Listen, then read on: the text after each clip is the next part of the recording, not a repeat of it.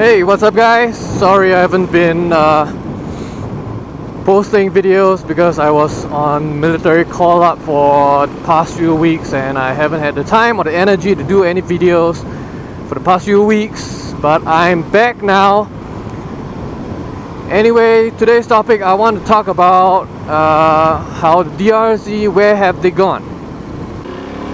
Well, in Singapore the DRZ is a pretty popular go-to bike if you have a 2A license and you are into dual sports or supermotors in general. However, if you were to try and look for one nowadays, you kind of realize that you can't exactly buy a brand new one anywhere in Singapore. And here's why. If you were to check all the second-hand DRZs being sold on the market nowadays, you see that the last time probably the newest DRZ you can find on the second-hand market would be one that's around 2012, 2013, and after that suddenly there is no more newer models other than those. In fact, you probably can't even get a DRZ brand new in almost any country that has, a modern country that has some sort of emissions regulations. At most, you can get one in places with very light regulations like the US, of course, where the DRZ is still flourishing. But if you go to Europe and Singapore, most places, they don't sell the DRZ anymore. And that's the reason. It's regulations, emissions regulations. I think Singapore has been on the Euro 4 since 2012, and that's the reason. The DRZ hasn't changed much since it came out, man. The 2001 DRZ and then the 2005 SM it's not changed. And when the Euro 4 emission standards came out, DRZ just couldn't pass it. So basically you are seeing DRZs no longer being sold anywhere else but the US, where, well, of course they don't have much in the way of emissions regulations in the first place. And it's not just the DRZ, a lot of dual sport lines are being affected. KLR, WR250 has been shut down, DRZ is gone. It's a lot of dual sport models, not just DRZ. So really, at the end of the day, most of us who are interested in riding supermotors or dual sports, you really only have some of the higher end models like KTM and Husqvarna that you can pick from. Otherwise, if you're gonna buy from the Japanese Big Four, then you'd have to buy specifically the ones that are made to be off-road and not street legal per se.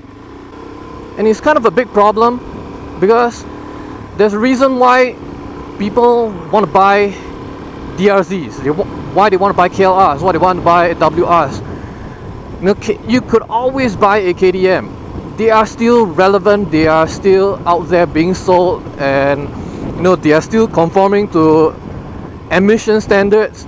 But the big difference is that DRZs, KLRs, they are not great bikes, but they are generally very reliable bikes, and they are cheap. They're cheap to run, they're cheap to maintain, they're easy to ride. Even though they may not have the most impressive statistics, they don't have the most impressive specifications on paper, but that's what people buy them for. They buy them because they are reliable, they are cheap. So the bikes being offered by KTM, they aren't feeling the exact same role. And why, you ask, do manufacturers like Japan, in Japan, like Yamaha, Kawasaki, Suzuki, they are not updating their bikes to suit emission standards and then keep them road legal? I think it really has to do with cost. DRZs that Suzuki makes, they've already paid off for themselves, and the US is a very big market. They're still snapping them up. So, you know, to Suzuki, even though they can't sell it to Europe, they can't sell it to places like Singapore, it doesn't matter to them.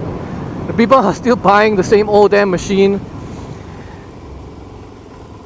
And to, you know, to update the DRZs to the modern standards, they'd have to spend money on R&D, create new bikes. And as you know, with modern emission standards, you'll need, you know, carburetors just don't cut it anymore for bikes of this size and above. So they need to have fuel injection, you know, to maintain the same level of performance. They need to have better engines that, you know, may be more fuel inefficient than before. I'm not sure. Bigger engines, basically, to maintain the same level of performance. So even if they spend all that money on R&D creating a new bike, they're just ending up with a bike that nobody really wants. It's a bike that's now more difficult for, you know, the average consumer to maintain, more expensive to buy.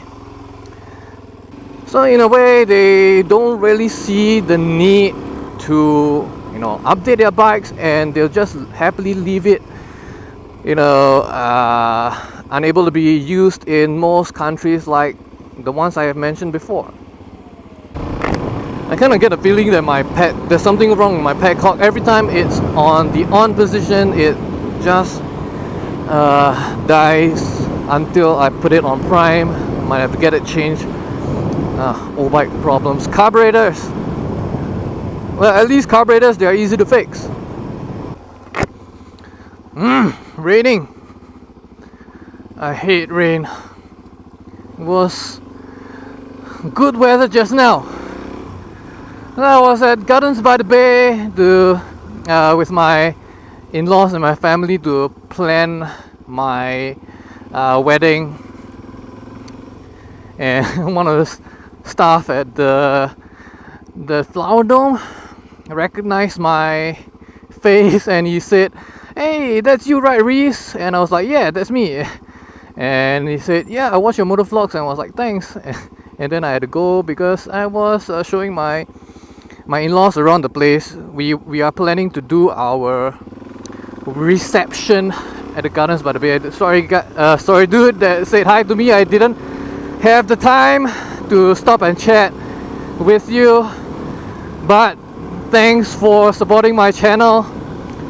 It's great to see people recognizing my face. It makes me feel a bit fuzzy inside. So as I was saying, DRZs, where am I going?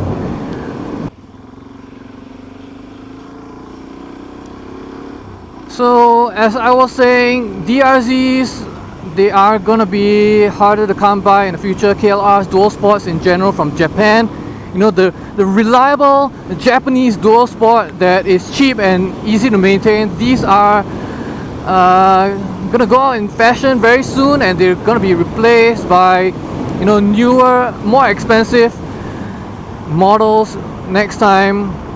So for those of you that, you know, enjoy this kind of classic dual sport bikes and you already have a DRZ, I recommend that you guys try and keep it as long as you can. Traffic during rainy periods are really heavy. Yeah, try and keep the DRZs as long as you can, because they are never going to come back in Singapore, and it's a pretty iconic bike. Some of you might think, well, it's probably time for the DRZ to die anyway. There's so much better bikes out there, but the thing is, you can't really replace this kind of market. Okay, there is a certain subset of riders like me, you know, we don't really need a performance bike. Like if you told me I could just go and get an EXE300, EXE350. You know, those are very good bikes. You know, for smaller displacement, it performs way better than the DRZ400, hands down. But the difference is, to be honest, the 300 and 350, based on what some of the other owners are saying, they are a bit more, they require a bit more maintenance, and they cost a lot more to buy in the first place. So it's not something that I personally want in my bike. I want something that's cheap to run, reliable, an everyday rider. I don't really need specifications. I don't need power, performance. DRZ is where is it? I think if you bought a KTM, you'd have to go for an oil change every, like what, 1 month, 2 months. My DRZ, because of the amount I ride, I only do an oil change like every 4 or 5 months. The new ones, they are controlled by computers. I don't know, man. If I take a dual sport on a long ride and then I break down in the middle of God knows where you know, you can't possibly get cell phone reception or something, not like I might do that, but just saying hypothetically, if you get stuck, at least with a carburetor, most of the time, if you prepared some basic tools, you know, and read up a bit beforehand, before your trip, you're gonna be able to pull through. But with a fuel injected bike, I don't know, man, you can't do it yourself.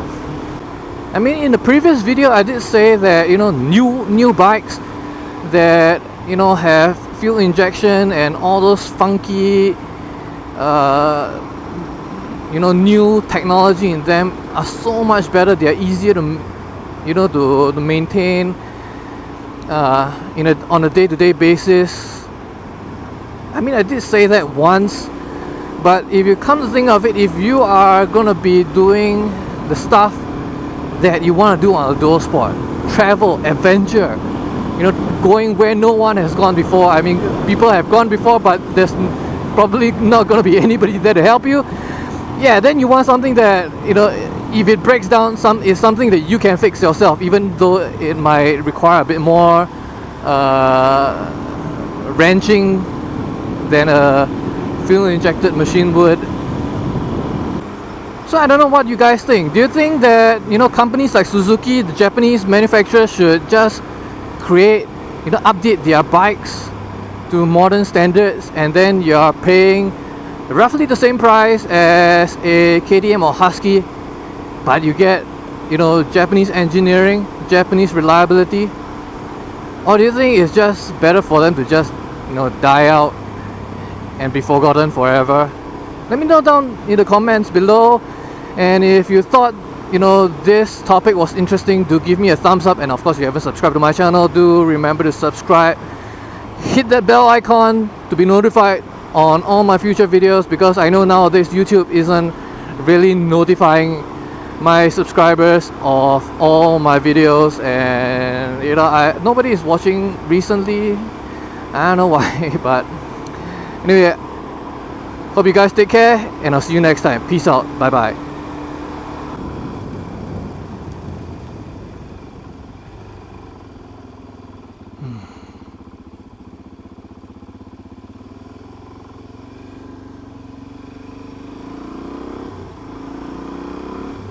Like, dude, there is a traffic light in front. It's so much safer to have gone, you know, here instead. I don't understand why some people are so insistent on crossing across the street like that. I know you're an old guy, but so dangerous.